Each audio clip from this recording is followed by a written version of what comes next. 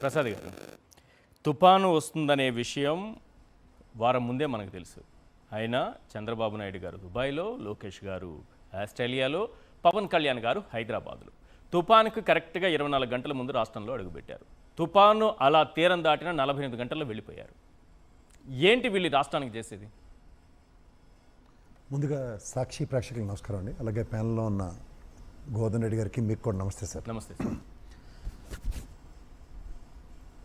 మా మిత్రుడు బాగా రాస్తూ ఉంటాడు, చాలా మంచి ఆర్టికల్స్.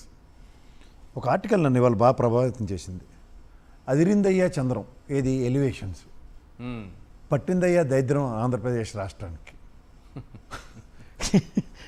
ఎందుకంటే ఒక తీరువా దెబ్బ లేకుండా, ఇప్పుడు నాకు తెలిసి ఇస్రోలో ర్యాకెట్ ఎగరేసినప్పుడు ఆ శివన్ గారు, స్వామినాథన్ గారు కూడా లోకేష్ గారిలా అలాంటి పొజిషన్లు ఇచ్చి ఉండరు.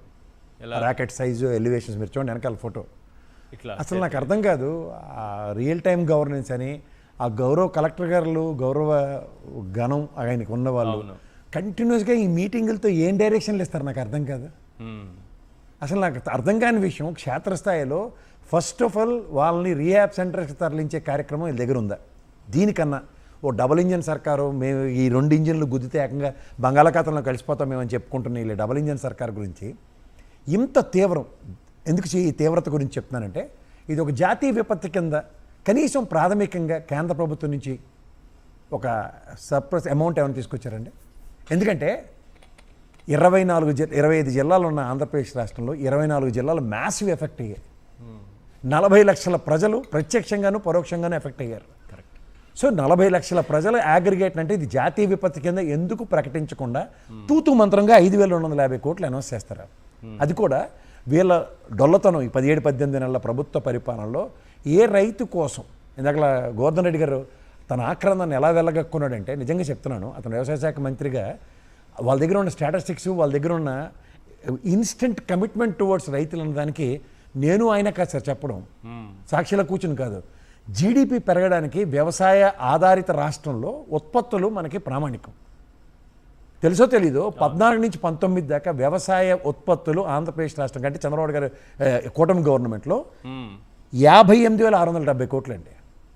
ఇదే జగన్మోహన్ రెడ్డి గారి ఆయనలో అంటే 19 నుంచి 24 ఇంక్లూడింగ్ కరోనా పాండమిక్ 2 సంవత్సరాలు తీసుకుంటే 89,970 కోట్లు వ్యవసాయ ఉత్పత్తులు వచ్చాయి. ఎక్కడ సార్ జీడిపిలో హైయెస్ట్ కంట్రిబ్యూషన్ మందే కదా. సో ఎందుకు వచ్చిందంటే, ఇందాక గోవర్ధన్ రెడ్డి గారు చాలా క్లియర్గా చెప్పారు, మార్కెట్ త్రూగా రైతుకి ఒక దళారి త్రూగా మోసపోవడం అన్నది జరగకుండా ప్రభుత్వం నియంత్రించగలిగింది. సో దానివల్ల ఏమవుతుందంటే, సాధారణంగా వ్యవసాయదారుడు ఒక ప్యాషన్తో పనిచేస్తాడు సార్. ఆ ప్యాషన్కి అవుట్కమ్ ఎలా ఉంటుందంటే డెలివరబుల్స్ మీదే ఉంటాయి. ఆ డెలివరబుల్స్ ఏంటంటే వ్యవసాయ ఉత్పత్తులు. అందుకే చూడండి, చెట్టును ప్రేమించేవాడు, తర్వాత వ్యవసాయాన్ని మనసు పెట్టి చేసిన వాడికి ప్రకృతి కూడా సహకరిస్తుంది. ఇంత తీవ్ర పరిస్థితులు ఉండవు. తన నిస్సహాయ స్థితిని ఒక ముఖ్యమంత్రి స్థాయిలో ఒకసారి జగన్మోహన్ రెడ్డి గారు ఎలా వెలుబుచ్చుకున్నారో తెలుసు కదా. పోలవరం ముంపు ప్రాంతాలకు వెళ్ళి, ఇది నా చేతిలో లేనిది, నా చేతిలో ఉన్న వరకు నేను సాయం చేయగలిగాను అన్నాడు. ఆ రోజు ఒక్క ప్రాణ నష్టం జరగలేదు. తర్వాత వెళ్ళగలిగాడు గర్వంగా అక్కడికి, వాళ్ళందరినీ రీకూప్ చేయగలిగామని. ఇవాళ నేను నిలమనండి, ఆఫ్టర్ ఆల్ తపేల పేపర్లోనే 7 చచ్చిపోయారని రాశారు. ఇవాళ మళ్ళీ బిల్డప్లు ఇస్తూ మనకు చెప్తుంది ఏంటి, 5,250 కోట్లు ప్రాథమిక అంచనాలతో చెప్తే ఒక్క ప్రాణం నష్టం కూడా జరగకుండా ఆపేమంటే ఏ సార్ ఏమన్నా గుడ్డిపోయాం మనం, మనకేం తెలియవు అనుకుంటారా? ఇది ఎక్కడ బాధ అండి, నాకు అర్థం కాదు. ఒక విధంగా చూసుకుంటే 80 లక్షల మంది రైతులు, 70 లక్షల ఎకరాల వ్యవసాయ క్షేత్రాలని పరిరక్షించిన గత ప్రభుత్వం ఉన్నప్పుడు ఈ ప్రభుత్వం తక్షణ బాధ్యత ఏదండి? ఏం తమాషాలుగా ఉందా? 40 లక్షల మంది ప్రజలు వ్యవసాయ ఆధారిత డబ్బులు లేవని ఇన్సూరెన్స్ ప్రీమియం చెల్లించలేదు. ఇన్సూరెన్స్ ప్రీమియం చెల్లించలేదా? గత ప్రభుత్వంలో మీకు ఒకసారి లేట్ అయితే అసెంబ్లీ సమావేశంలో నిరవధిక చర్చ జరిపించారు, కట్టిదాకా ప్రాణాలు తినేశారు. అవును, మరేమండి ఈసారి ఆ కమిట్మెంట్ ఏది? 1,300 కోట్లు కేటాయింపులు చేసినప్పటికీ బడ్జెట్లో అది ఆర్థిక సమస్యల నేపథ్యంలో ఇంత భారాన్ని పంటల బీమా కేటాయించే పరిస్థితి లేదని నిర్ణయానికి వచ్చినట్లు విశ్వసనీయ సమాచారం అని ఆంధ్రజ్యోతి రాసినటువంటి వార్త. 2019-20లో 881 కోట్లు, ఇప్పుడు 2024-25లో 1,300 కోట్లు, 25-26 బడ్జెట్లో 1,300 కోట్లు. అంటే జగన్మోహన్ రెడ్డి గారేమో అప్పుడు చెల్లించారు, ఇప్పుడు మాత్రం ఈ రాష్ట్ర ప్రభుత్వం దగ్గర డబ్బులు లేక, ప్రీమియం కట్టకపోతే, ఇన్సూరెన్స్ లేక చెప్తున్నారు కదా. వేలల్లో ఉన్నది వందలకు పడిపోయిందని, 60,000 మందికి పైగా ఇన్సూరెన్స్ చేయించుకుంటే నెల్లూరు జిల్లాలో ఇప్పుడు ఆ 800 మంది అని చెప్తున్నారు కాకాని గోవర్ధన్ రెడ్డి గారు. సార్ 7,802 కోట్ల 5 సంవత్సరాల టెన్యూర్లో ఇన్సూరెన్స్ ప్రీమియం కట్టబడింది జగన్మోహన్ రెడ్డి గారి గవర్నమెంట్లో. వీళ్ళ టెన్యూర్ చూడండి, ఇప్పటికి 2 సంవత్సరం 2 బడ్జెట్లు ఆల్మోస్ట్ అయ్యి చంద్రబాబు నాయుడు గారికి విజన్ ఉంది కదా, ఈ విజన్తో ఆయన ఏం చేశారు చెప్పండి సార్? తుఫాను ఆపడానికి పోనీ జగన్మోహన్ రెడ్డి గారు పెట్టిన సచివాలయాలు, ఆ సచివాలయాల్లో పనిచేస్తున్నటువంటి ఉద్యోగులు, జగన్మోహన్ రెడ్డి గారు పెట్టినటువంటి వాలంటీర్ వ్యవస్థ, అలాగే డోర్ డెలివరీ వ్యవస్థ, ఇవన్నీ ఇలాంటి తుఫాను సమయాల్లో విపత్తుల సమయాల్లో చక్కగా పనిచేయలేదా ఒక సమన్వయం? నేను కదా సార్, ఆ కంచాలోడు ఒక వీడియో చేశాడు చూడండి, ఇది వైఎస్ఆర్సీపీ సోషల్ మీడియాలో పెట్టారని చెప్పి ప్రతిదానికి ఓకే అంటుండు. ఏది జగన్మోహన్ రెడ్డి గారు ఆయనలో జరిగిన వాటిలన్నిటికీ.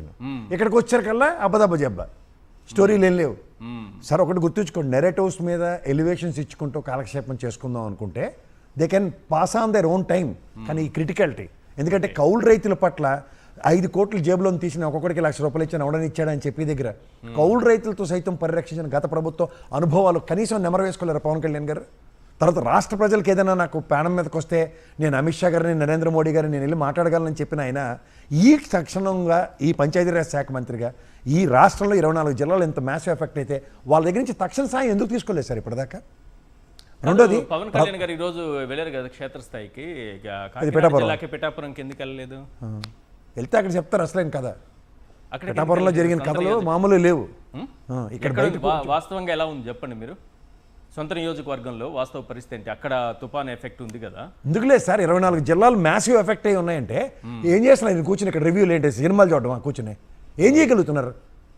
ఈ నారాయణ గారికి మళ్ళీ అప్పచెప్పారు అనుకోండి సార్, మొన్న బుడమేరు వాగులో ఇచ్చిన బిర్యానీ పొట్లాల్లాగే ఉంటాయి, ఎవ్వడికి ఫుడ్ వెళ్దు, ఎవ్వడికి వాటర్ వెళ్దు. మీకు ఇంకోటి చెప్తున్నాను సార్, రీయాప్ సెంటర్లో వాళ్ళు ఏర్పాటు చేసిన మీరు ఆద్యంతం గమనించుకోగలిగితే జనాలు ఎంతమంది ఉన్నారో చూస్తూ చూడండి.